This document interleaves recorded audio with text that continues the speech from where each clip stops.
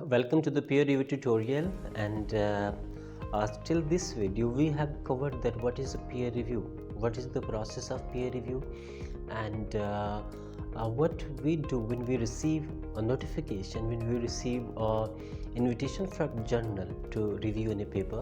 Then what are the main basic things which we do before accepting this invitation, and what are the basic things which we do with the paper after accepting the paper.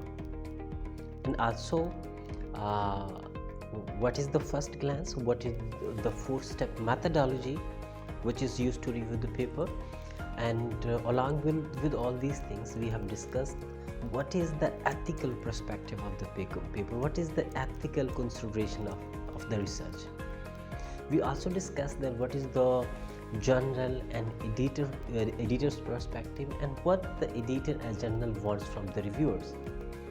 So all these were the basic about review, that what is review and how this review is done.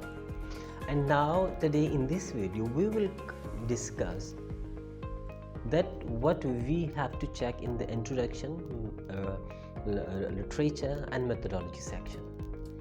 The introduction section actually covers the basic of the paper, the background of the paper, what are the gaps and limitations in the existing literature, in the existing work, what is the need and motivation of this paper, what are the objectives of this paper, and what are the new contribution of this paper. So all these things may be categorized as a background, importance and goals. So every reviewer have to check these basic points in the introduction, that either everything is discussed in this paper clearly or not. And most importantly, that the reviewers have to check that the introduction section is satisfying the readers or not. Is the introduction section is satisfying the new readers who are not interacting with this field, or who are not connected with these fields? And if the authors are using images or any tables, then this is the reviewer duty to check that every figure, every table is cited in the text, and these things are clearly explained in the text.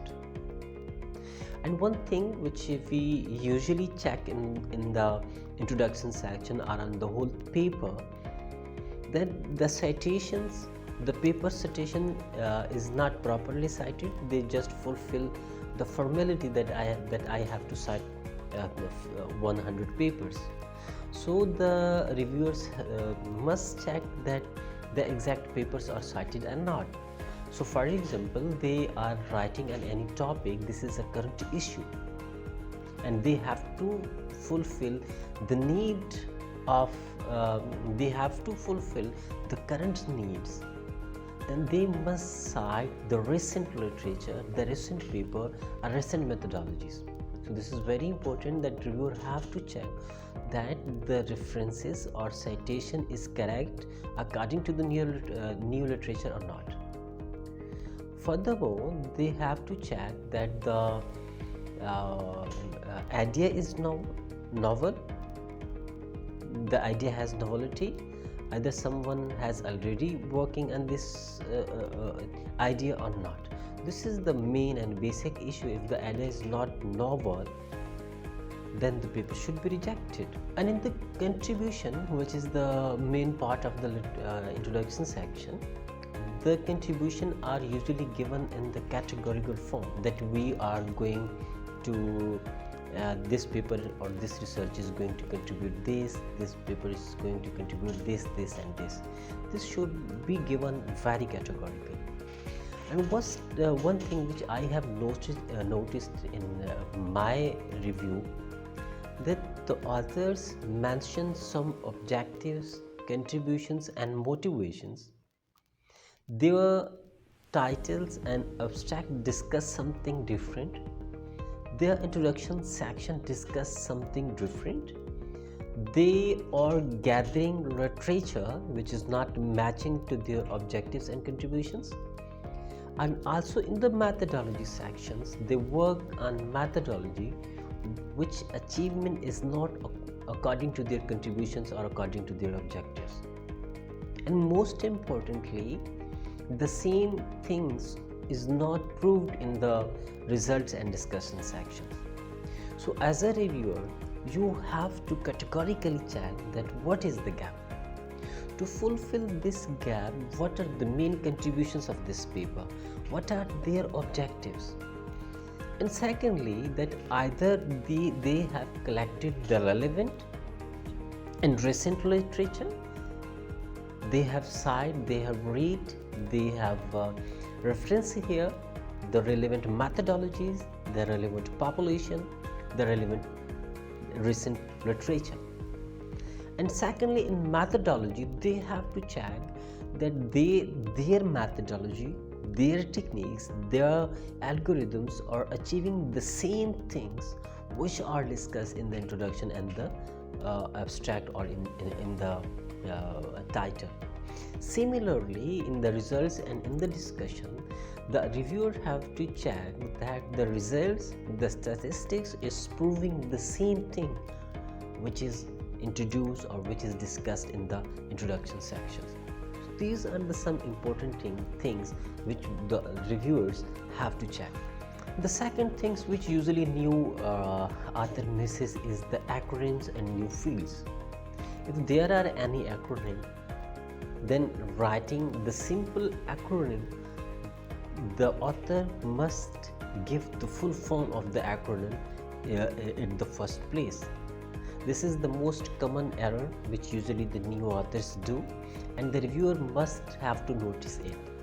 And for example, there are in any new methodology, there is any new theory which is not in the general form, and the majority of the people don't know about this theory and methodology. So in such situation, the theory, the new form must be explained in the paper. For example, if you are working in agriculture or you are working in education and you are using any computational technology, you are using any computational or artificial intelligence technique, the artificial intelligence techniques are new to the education student or the agriculture students, then the author must explain these techniques, these artificial intelligence techniques to his new readers. Another thing about the introduction, that new people are reading your paper, so the introduction must be clear, concise, and this must be written in a simple and clear words that anybody can understand what is written and what is achieved in the paper. And every figure, every table is exactly cited and it is exactly clearly explained in the text in the introductions. So what we do in the methodology, usually we check the methodology for validity, that the methodology is achieving the same thing for which it is designed or not. As I discussed earlier, that usually introduction discuss something different, the abstract discuss something different, and the introduction discuss something different, and the methodology implement something different. So it is the reviewer task to check that the methodology is valid, is it measuring, is it implementing the same thing which is discussed in the introduction or which is discussed in the objectives, or it is discussed in the in the title. The second thing about the methodology is the reliability. Is the method which is using for a particular task, I will take in the technical form, that is it reliable? Is it reliable means that, for example, it is giving some result here in this environment and this situation, either this will give the same result. Is it reliable? Is or the user or the scientist or the population can trust it or not? So we should check the methodology, that is it valid and reliable. Valid means that it is discussing, it is implementing, or it is achieving the same objectives. it is fulfilling the same gap. It is contributing the same which is discussed in the introductions. So these were the basic things about the introduction and the literature, which we usually check that either these things are fulfilled about this new paper. So let's summarize it. That first we have to check, which I forget to discuss, that the idea is novel. Secondly, in the introduction, we have to check that the introduction clearly explains the background of the knowledge. What is the gap? What is the limitations? What is the needs and objective of this research? And what are the contribution of this paper or this research? Similarly, the same thing should be discussed, achieved in the methodology. In a simple word, methodology should be valid. Methodology should achieve the same thing which is discussed in the introduction. Furthermore, then the figures and tables are clearly explained and clearly cited in the text. So thank you so much for watching.